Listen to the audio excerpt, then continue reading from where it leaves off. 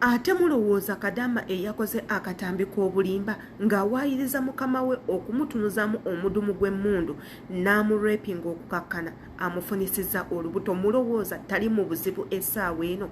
Anti akatambi ke yakoze Kabulimba, akatambi kano kasaasanidde ku mikutu gya intaneti, ne tukasharinga bangi nnyo, ne tukadiweetinga bangi nnyo, ne tukakubaganyako ebirowoozo, ne tukawa buli muntu okukakkana. Akatambi ako nga katambudde nnyo, babimutuuzizaamu olunaku olwaleero tayina na ansa entuufu.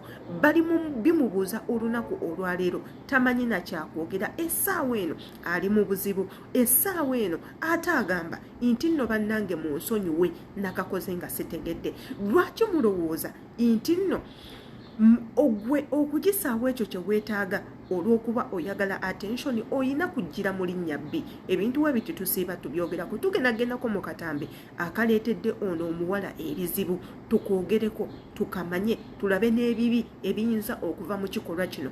Bw'obanga gw'oli eyo ng'osuubira okukikola, kikyosuubira okuvaamu. Yenze Sheila Adita, subscribinga ku YouTube channel yange nga weeyambisa ekigambo subscribe, okwate ku kade notification bell. Buli video yonna gye nteekayo egenda kubanga ekutuka ku commentinga ng'omaze okulaba video eno, kituyambako ife imwe okutuwabula ate era naffe okuyiga nga tuyigira ku mmwe. Katugendeko mu katambi ketuli mu kwogerako nga sinnayogera nnyo ate era tukomewo.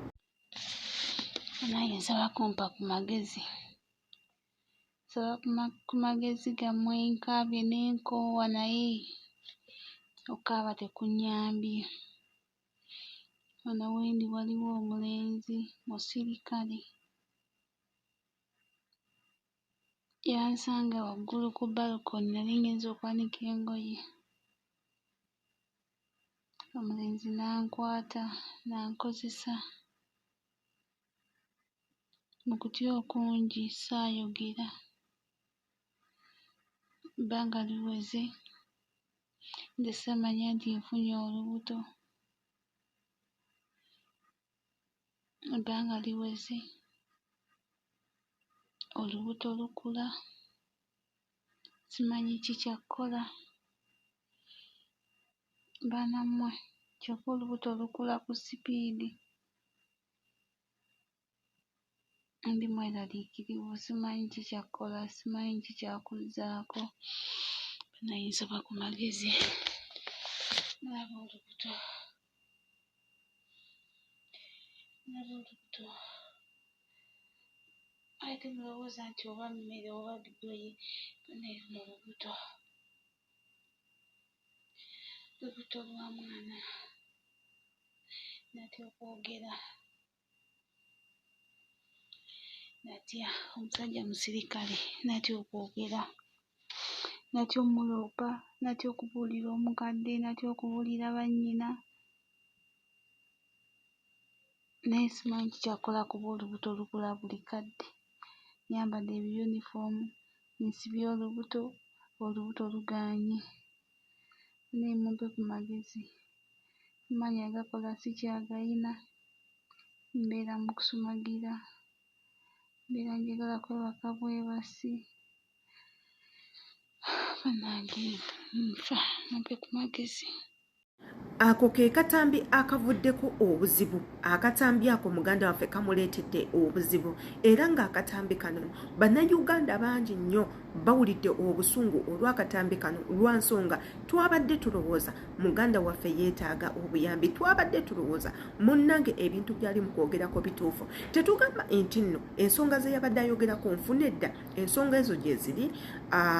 Baganda baffe bangi nnyo babakwata, bakama baabwe babakozesa ebintu bye batalina kukola, ne babatunuza mu mbuga ya sitaani, babakola ebintu bingi nnyo. Naye ffe tetwagala gwe olw'okuba omanye nti ffe tukimanyi nti Abawarabu babi, ogiremu eyo imagi ey'okukozesa nti Abawarabu babi ate otandika okuboonoona. Nze nsinga mbagamba tewali kinyiiza Muwarabu nga kumuwaayiriza, yadde nga yawaayiriza. Tewali kintu kyonna kireetera Muwarabu kufuuka dangerous nga gwekeera ku makya kulimbira mu linnya lye. Ebintu weebiti mubikomye, ebintu weebiti si birungi. Muganda waffe ono avuddeyo n'aba ng'akola akatambi akalala ng'agezaako okwetonda, nga yeetondera abo abantu bonna bonna bonna abaalabye akatambi, n'ayeetondera abo bonna bonna abalwanirira eddembe ly'abankuba kyeyo nga bagamba nti no asaba kumusonyiwa yabadde just anoonya attention n'ako akatambi ng'ali mu kwetonda njagala tukateekewo ate era nammwe mukeewulirire ku bino si bigambo byange katugendeko mu katambi nga sinnaba kateerawo ddala nsiiba mbajjukiza nti woba subscribinze kijja kuyambako okukwata ku notification bell ate ekyo kyekisingira ddala nti buli video yonna gye tuteekayo ojja kuba ogifuna ofune n'olukusa olw'okukomentinga tumanye ki ky'olowoozezza ku katambi ako ke tubadde tukuteereddeyo oba ke tuba tutaddeyo katugendeko mu katambi akalala ate era tukomewo. Ntwala okwetonda kwange eri video eri ku social medias eri mu kutrendinga y'omuwala alaga nti naalina olubuto. Video eyo si ntuufu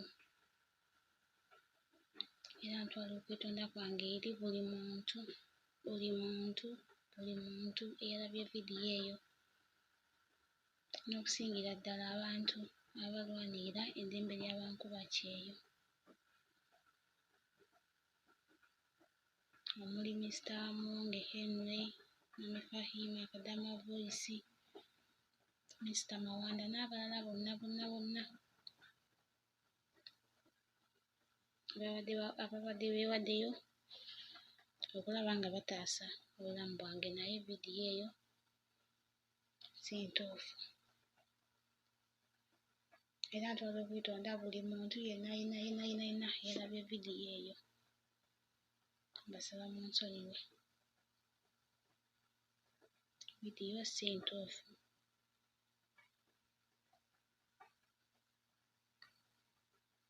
Buli gwe kigenda okunyiiza kuba kimanyi kigenda banyiiza mugenda kunvuma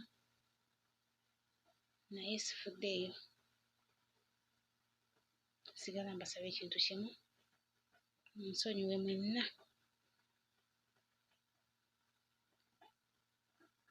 saba kunsonyiwa. Ndowooza naako nako mukalabye bulungi akatambi ako k'oyo omukyala ng'ali mu kwetondera abantu bonna bankuba kyeyo abalwanira eddembe ly'abankuba kyeyo teekako ne mikwano gye ababadde bamumanyi woba oliawo ne famire ye ng'agamba bamusonyiwe yabadde anoonya attention yabadde ayagala kubeera recognized yabadde ayagala abantu bamumanye nti gyali nga naye yeegomba okufunako ku bushares obungi yeegomba okufuna ku likes ennyingi ne comments ennyingi nga ye kyekirooto kye n'akola akatambi bwawe katyo n'atamanya biki ebigenda okuvaamu. Here is my point eri mwenna bankuba kyeyo bannange mu nsi eno gye mulimu gye mwajja okukoleramu oli mugwira yo foreigner omuntu yenna okuyitibwa foreigner that means buli kyosanze mu nsi muno mozze si kikyo including amateeka igwenga gwe gakukwata bubwo era gakujajinga bubwo kubanga oli foreigner toyina se kyokola baba foreigners abasinga bafunira ebizibu mu nsi ezo ze babalaze mu nti nno oba toyina bwogerero naye mwerabira ekyo ekintu nti muli bagwira ne mutandika okudda eno ne mukola buli kyakisiru kyonna kye mumanyi nti kigenda baviiramu obuzibu kati can you imagine omwana ono mukama we akatambi kano bw'afuna omuntu akamuvuunulira oba olowooza agenda kukomawa si kwe kugenda mu kkomera omwana ono olowooza mukama we akatambi kano bw'akagwako si kwe kugenda okuva okudipotingibwa teekako n'omuteekako ebbaluwa eraga nti ono muzi wa misango nga buli nsi gy'oyagala okugendamu egenda kuteekako neglect olw'ensonga oyina omusango omunene. Akatambi kanene we katuuka ku mukama wo gw'olowooza tayinza kukola ekikyamu olw'okuba wassa erinnya lye jjukira abantu bano Abawarabu kintu kyonna ekitta ekitiibwa kye takyeyagalira ddala kyova olaba okutta abakozi abajje n'okukola kungi nnyo nti lwansonga ye alowooza igwe okumuttattanya mu bantu bonna waakiri akutta era asobola okutta abakozi bonna abawera nga bajjaawo lwakuvumbula ekyo kye bamanyi nti kigenda mumuteeka muki mu matigga era ekyo ife tusuubira kyekivaako n'omuwendo omungi bankuba kyeyo okubanga battibwa kwogera nnyo ye tafaayo nti oba oyogera mazima si kyekikulu ye afaayo ku kyekyo kyoli mu kwogera ekigenda okutta ekitiibwa kye ne imeji ye. Abantu bano baagala nnyo ekitiibwa, baagala obatwalira waggulu, baagala okubatendereza. Kati gwe woovaayo n'otandika okutta ekitiibwa kya mukama wo ng'ate akatambi kano naye k'okoze kasobola omuleetera ebizibu nga boosi wo nga bamutebereza okuba nti yakurepinga ate nga gw'olimba. Nze ndowooza ebintu weebiti temulina kubikola, ebintu weebiti mubireke, mubyefiirize. Toyina kyogenda kuvaako, toyina kyogenda kuvaako, toyina kyogenda kuvaako. Yenze Adita, komenti nga tumanye ekikyolowooza ku butambi nga bwe buti bwe tuteekayo, subscribinga, likinga, kwata ku notification bell. Gwa neetaaga ku Facebook gye ndi hosa Sheila Adita page, ku TikTok wendi Sheila Adita page. Nina accounts 2, jangu following imbeera yonyo. Ate see you in my next video.